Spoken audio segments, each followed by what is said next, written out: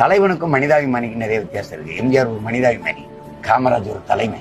மனிதாபிமானா நீங்க இந்த பசிக்குதுன்னு கேட்டீங்கன்னா இந்தாங்க சாப்பிடுங்க, போய் சாப்பிடு.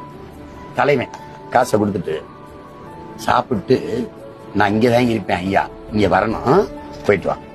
சாப்பிட்டு திருப்பி வந்த ஐயா சாப்பிட்டீங்களா, உட்காரு. எந்த ஊரு, என்ன படிச்சிருக்கீங்க, அப்பா என்ன வேலை பாக்குறாங்க, விவசாயமா, அப்படியா,